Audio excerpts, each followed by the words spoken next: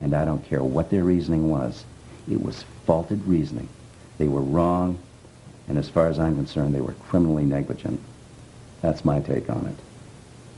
Even with just the child's word, with one witness, with just the mother's word, without the two witnesses their Bible tells them they need?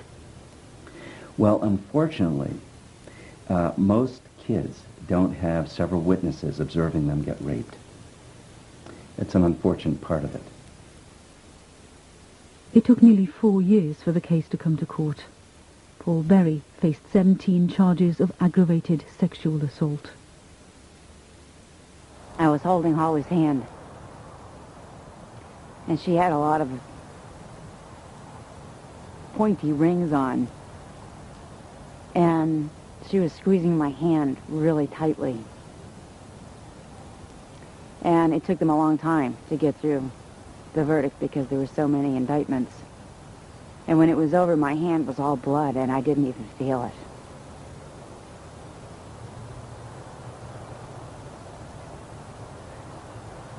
And it was so powerful to be believed.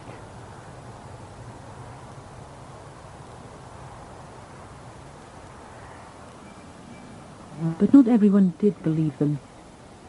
Even after he was convicted by a jury on all 17 indictments, 24 members of the Kingdom Hall turned up at the sentencing hearing. They all appeared to give character statements for Paul Berry. He had already been found guilty, and they found room in their hearts to stand in front of that child and say, we don't believe any of it. And what they were saying was they didn't believe the child, they didn't believe in the system of justice, they didn't believe the judge, they didn't believe the jury, they didn't believe anyone except themselves. Everything they were saying was, he's such a fine worker. I've worked with him secularly, and, you know, he always shows up to work on time, and he's such a good worker. Everybody said that, and also the second half was everybody started saying, he's babysat our kids hundreds of times. I would let him babysit our kids every day, and he's such a good worker. And I was just sitting there like, he's not on trial for being a negligent worker. I can't imagine how badly she must have felt not to have been believed by elders in her own close-knit community. What a horrible blow to a child this must have been. Shame. Shame on them. But another serious accusation is leveled against Jehovah's Witnesses. In their efforts to cover up abuse, they may even try to frustrate police investigations. In Birmingham, West Midlands police were told of a sexual assault by a Jehovah's Witness on a young boy. They asked local elders for help. They were very reluctant to give up any information towards me. It was an uphill battle so far as the church was concerned with me virtually at every turn. They actually said to me, unless I could provide 2 Jehovah's Witnesses who had actually seen the offence, then as far as they were concerned, the offence hadn't taken place. The boy was Simon Brady. He was just 9 when he was abused by a member of this Kingdom Hall. He felt he could tell no one. We're taught if you go to elders, if you want to be believed or you have a complaint about someone, then there has to be more than one of you. There has to be 2 people. There has to be more than one witness, basically. Or, you know, what can I say? They want more than one witness, you know. I've gone to them, you know. They want to believe me. Statement of Simon Andrew Brady, age 18. I recall that one of the brothers of the congregation, a man known to me as Jasmine Patty, began to take an interest in me. I have been 8 or 9 years old at the time. Simon Brady's parents were going through a divorce. Jaswan Patty offered to help out, take him off his mother's hands. He'd take me for drives after the meetings. He'd take me home from the congregation, you know, give me a lift home. I can remember one occasion he took me to his sister's flat while she was away on holiday. He said we'd go in and we'd check his sister's flat, and he severely sexually abused me, basically. Like, What did he do? It's quite severe, to be honest with you. Like, it was severe. Like, you know. Even now to think of it, I don't. You know, it hurts now to talk about it, to be honest with you. And I've done that once already. Like, you know, I find it very hard to talk about that anymore. basically. He dropped me off at home. I remember going to the bathroom and scrubbing with Dettol because I felt dirty at what had happened. For years he said nothing, afraid the elders wouldn't believe him. When he finally did speak out, his instinct as a 9-year-old proved right. It's not so much did they believe me, did they want to believe me, you know. They didn't want to believe me. I think they turned up at my house, you know. They weren't open-minded, and I think they'd already made their mind up even before they got to my house, you know. The police did believe him, and they tracked down a second boy who'd been abused by Patty. But what happened next caused them serious concern. An elder confronted the victim's father, calling the man's son a liar.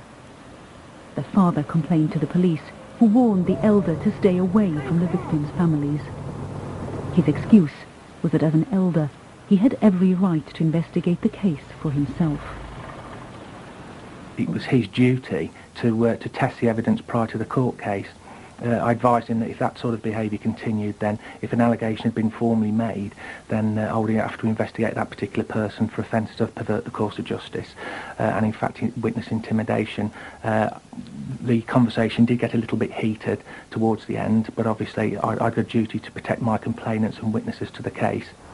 I made sure and sent out the signal that I was prepared to protect them and take drastic steps, i.e. arresting people, if they breach that. In Birmingham, as in New Hampshire, the elders supported the accused. Even after Patty was convicted and sentenced to 5 years in jail, they didn't waver. At the next meeting in the Kingdom Hall, the elders made sure the congregation knew where they stood. There was an announcement given saying as a body of elders, that's including every elder in Rubery, we feel as a body of elders, basically this man is innocent, we believe he's innocent, and the Bethel have informed us they will do everything in their power to help this man. I then made it my duty to actually speak to the legal services team of the Bethel in London and voice my disquiet about the lack of cooperation I'd had from start to finish from this inquiry. Under police pressure, the elders did apologise and were demoted, though not sacked. The London headquarters, the Bethel, refused to discuss any specific case. They said this was because the elders had to respect the confidentiality of the victims. But the victims wanted answers. We again asked for an interview with their spokesman, Paul Gillies.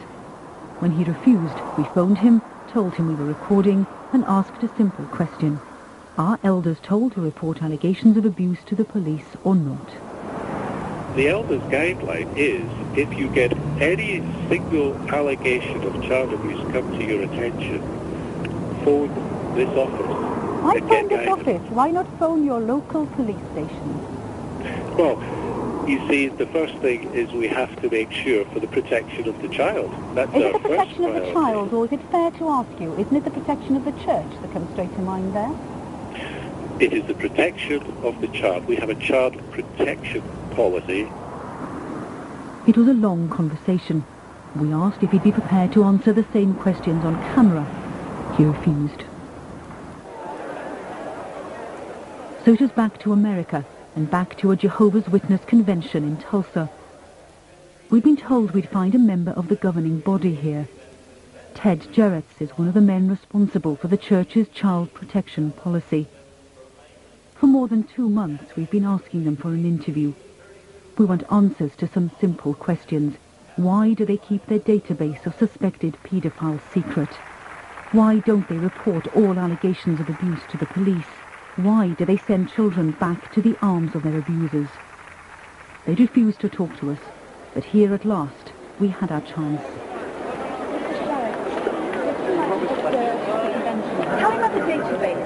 How do you justify keeping a list of people, men in some cases, who have confessed to paedophilia, but you have not reported them to the authorities? What justification is there for you to keep that? You have a privacy law. You have a directive from the European Union. You observe that, don't you? So when allegations of abuse are made, it's all right to keep them private? I think you were answered, that question was answered to should be to your satisfaction. Can you answer it now? I'm not going to repeat. I'll just tell you exactly that you can go, and you see it in writing. It's wrong thing. You know, the Bible says, do not go beyond the things that are written. We don't go beyond the things that are written. And that was that. Let's move this way, please. No doubt, no second thoughts. Just a simple belief that Jehovah will sort it out. A belief for which others, younger and more vulnerable, may continue to pay a price. They're living in denial. Denial of what's happening to their children, and it's not a matter, you see, if they accept that, then they accept that there is a problem. So rather than admit that there's a problem, they will just let children go on and continue to be molested and not do anything about it.